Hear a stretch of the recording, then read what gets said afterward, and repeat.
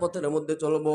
কারণ আল্লাহ রাব্বুল আলামিন কালামে হাকিমের মধ্যে ঘোষণা করে দিয়েছেন, ইয়া বনি আদম আল্লা তা'বুদুশ শাইতান ইন্নাহু লাকুম আদুউম মুবিন ওয়া আন ই'বুদুনি হাযা সিরাতুম মুস্তাকিম।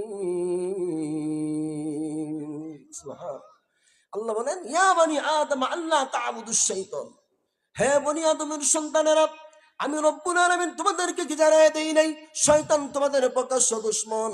সুতরাং শয়তানকে তোমরা শয়তানি মনে করো, দুশমন মনে করো।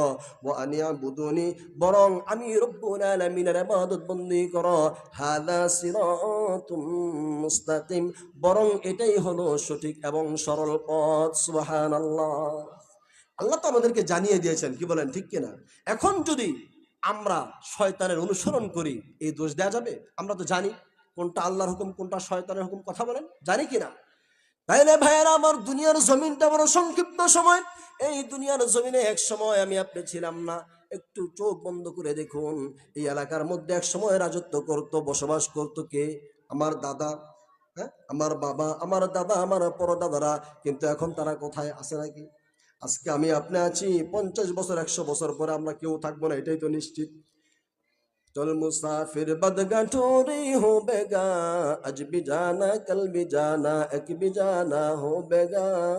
হে মুসাফির, এই দুনিয়ার জমিনটা একটা মুসাফির খানা, আমরা সবাই হলাম মুসাফির। কেউ আগে যাবে, কেউ পরে যাবে, কিন্তু দুনিয়ার জমিনের মধ্যে কেউ থাকতে পারবো না। কথা বলেন ঠিক কিনা? কথা বলেন ঠিক কিনা?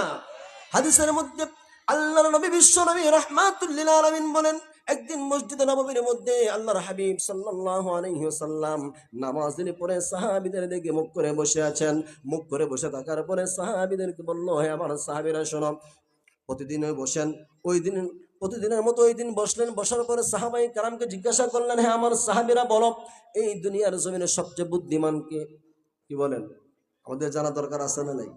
কেউ কেউ বললো, ইয়া রাসূলুল্লাহ, ইয়া হাবিবাল্লাহ, ও আল্লাহর নবী, এই দুনিয়ার মধ্যে মনে হয় যার সম্পদ আছে বেশি, সেই বেশি বুদ্ধিমান, বুদ্ধির জোরে অনেক সম্পদ অর্জন করেছে।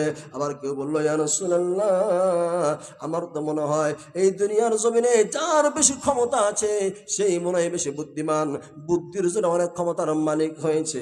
আবার কেউ কেউ বললো, ইয়া রাসূলুল্লাহ, ইয়া হাবিবাল্লাহ, ও আল্লাহর নবী, আল্লাহু আ'লামু ওয়া রাসূলুহু, আল্লাহ এবং আল্লাহর রাসূল ভালো জানেন কে বুদ্ধিমান।